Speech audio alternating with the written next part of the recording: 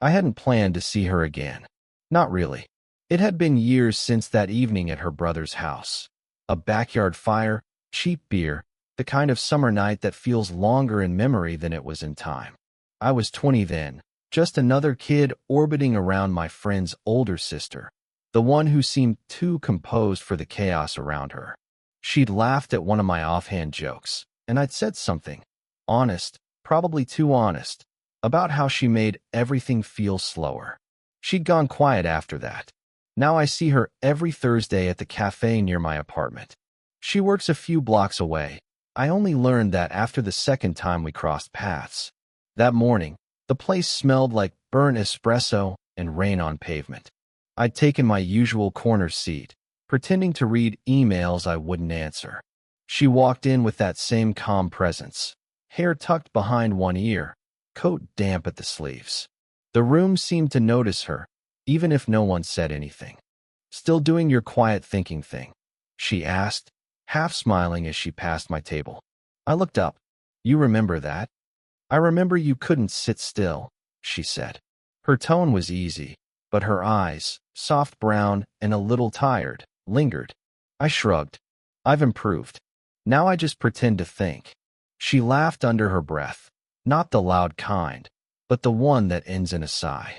She went to the counter, ordered her usual black coffee, no sugar, and for a few seconds, I just watched her hands.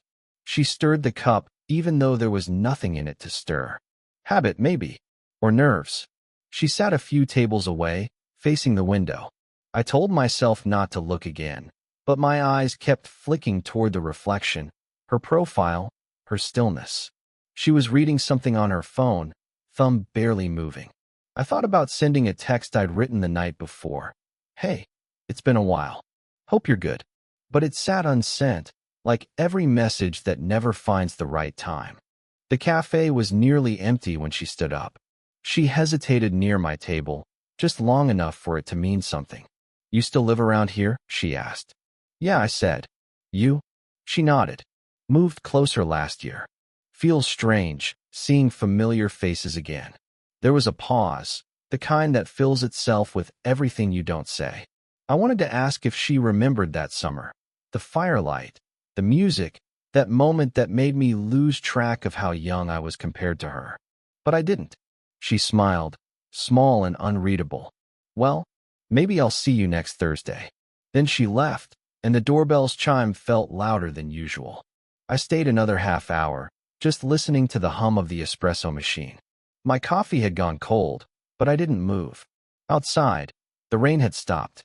I walked home through the wet streets, thinking about how some people return not like a storm, but like a slow echo, just enough to make you look back. By the time I reached my apartment, my phone buzzed.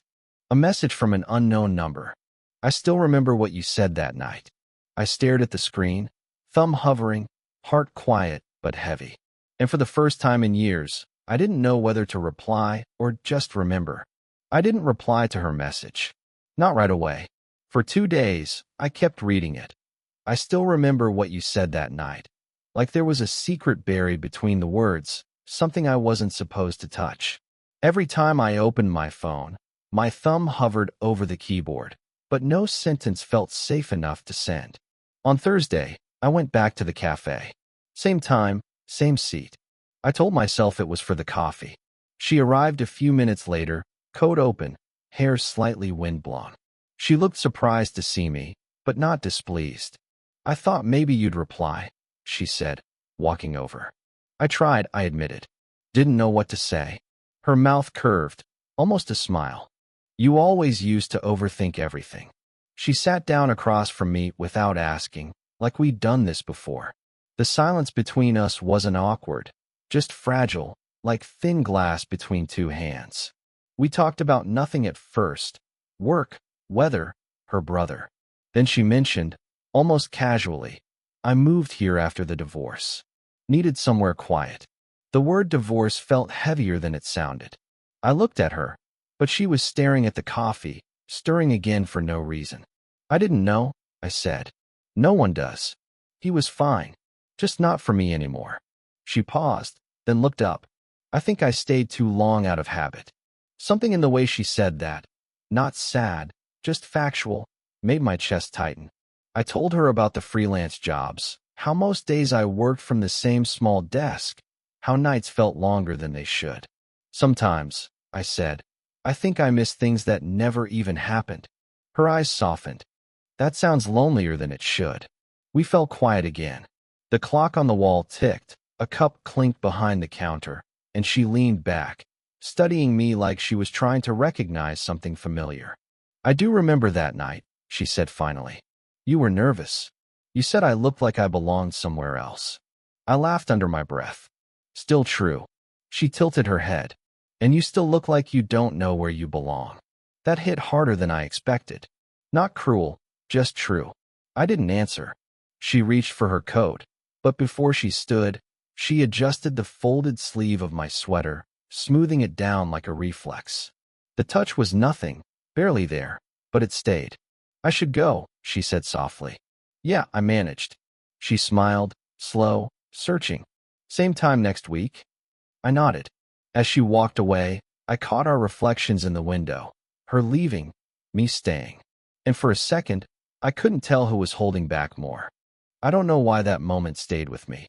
Maybe because it felt like someone finally saw me. The rain started early that evening. One of those slow, steady drizzles that turns the streets into mirrors. I hadn't planned to go to the cafe, but when the power went out in my building, the silence felt too heavy. So I walked. The place was dark too, except for a few candles flickering on the counter. The barista was closing early, wrapping things in plastic. And there she was, sitting alone at the far end, a paperback open but unread. She looked up, saw me through the half-light. You again, she said, voice softer than usual. You'd think we planned it, I replied, shaking off my jacket. She smiled, the kind that barely reaches the eyes but still warms something in you. Maybe the city's trying to make a point. We sat near the window, candle between us. Everything else, the streetlights, the sounds, felt muffled, like the world had dimmed so only our voices could exist. You okay? I asked. You look tired. She laughed quietly. You notice too much. You hide too well.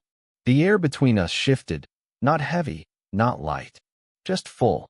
She reached for her cup, fingers brushing mine by accident. Or maybe not. Neither of us pulled back right away. Your brother called me last week, I said. Asked if I'd seen you around. Her eyes narrowed a little, amused. And what did you say? That I hadn't. You lied for me? I don't know. Felt like it wasn't my story to tell. Her gaze lingered, softer now. You're still that same boy, she whispered. The one who looks like he wants to say something, but doesn't. My chest tightened. And you're still the woman who makes it hard to forget how silence feels. That stopped her.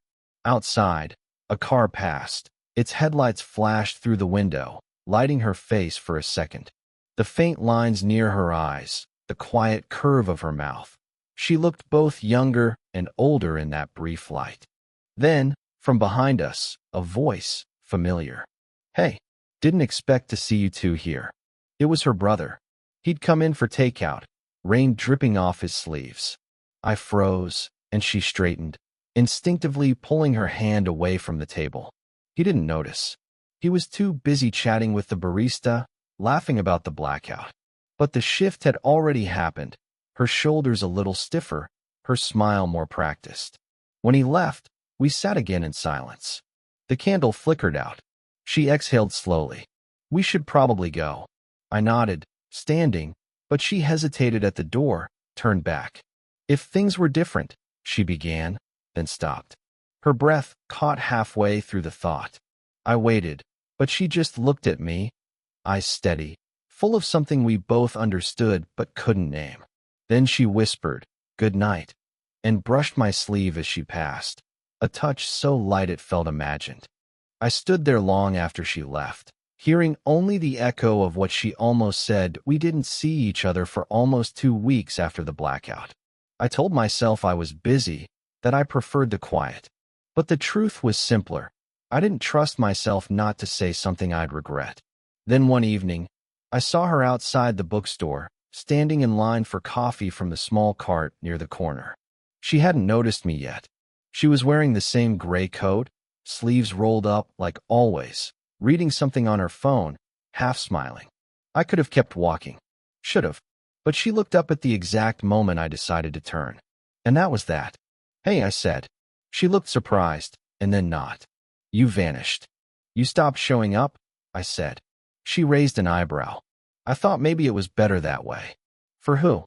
She didn't answer. We ended up walking to the park nearby, coffee cups in hand. The air was cool, evening light slipping between the trees. We found an empty bench, same distance between us as always. "I've been thinking," she said. "That's usually bad news." She smiled faintly. "Maybe. I keep replaying that night. The cafe, the storm, your hand almost." She stopped herself, looking away. It scared me. "Why?" "Because it felt easy," she said, barely above a whisper. "And I don't get easy anymore."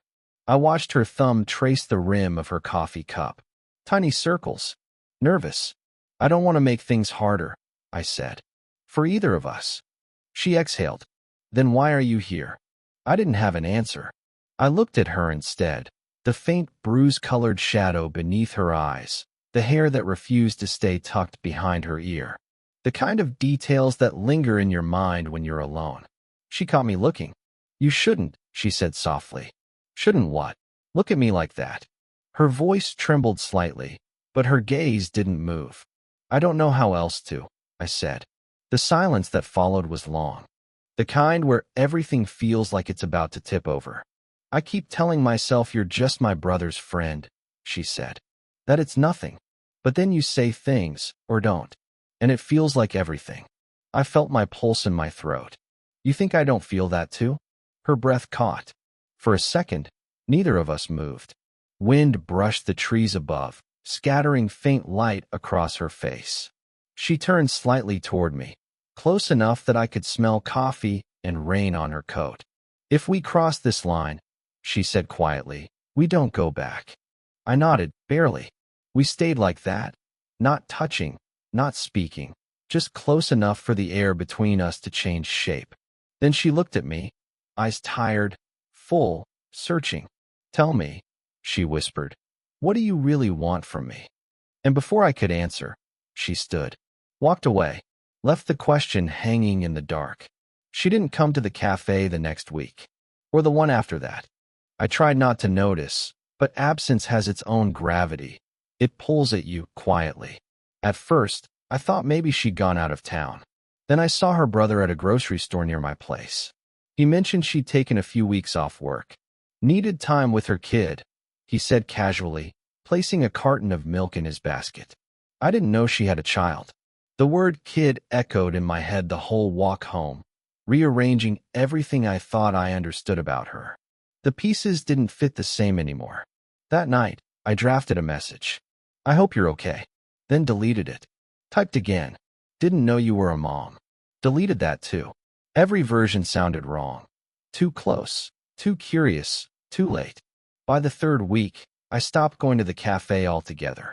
I told myself it was to focus on work, but my laptop stayed closed most days. I just sat near the window, coffee cooling beside me, waiting for something, anything, to shift. She finally texted on a Thursday. "Sorry I disappeared. Needed to breathe." No greeting. No explanation beyond that. I typed back, "It's okay," but didn't hit send. Because it wasn't okay. Because something in her silence had changed. A few days later, I saw her again, in passing. She was across the street, holding the hand of a small boy, maybe 8 or 9. He had her eyes. She smiled at something he said, the kind of smile that looked unguarded, unbroken. She didn't see me. I didn't call out. Instead, I stood there, half hidden behind a tree like some stranger, watching her walk away, the easy rhythm of her steps, the world she'd built without me. It wasn't jealousy. Not exactly. It was more like distance made visible, like realizing she'd been living a whole story parallel to mine, one I'd mistaken for an empty page. That night, I found the message still sitting in my drafts. The cursor blinked beside the unsent words. I added one more line. "I hope you're happy, whatever that means now." Then I let the phone fall to the side of the bed, unsent. The room was quiet except for the faint hum of the fridge. Outside, rain started again, soft, steady, familiar. I thought about the park bench, the blackout, her hand brushing mine. All those half-finished sentences between us. And for the first time, I didn't feel heartbroken. I felt paused. Like life forgot to finish the sentence. The IT happened by accident, like everything between us always did. A quiet Sunday afternoon. The air smelled like rain again. I was leaving the grocery store when I saw her car parked across the lot. Window half open, music low, that same gray coat draped over the passenger seat. She was sitting inside, eyes closed, hand resting loosely on the steering wheel. Not sleeping, just somewhere else. I almost turned back. Almost. But then her eyes opened, met mine through the windshield, and it was too late to pretend I hadn't seen her. She rolled down the window, a small smile playing at the edge of her mouth. You look like someone who wasn't expecting to be recognized. Guilty, I said. You look like someone who's been avoiding me. She hesitated, then nodded. Maybe I have. There was no sharpness in it, just honesty, finally. She got out of the car, stood across from me. We didn't move closer. The sound of a distant cart rattling over the pavement filled the pause. I saw you, I said quietly. With your son.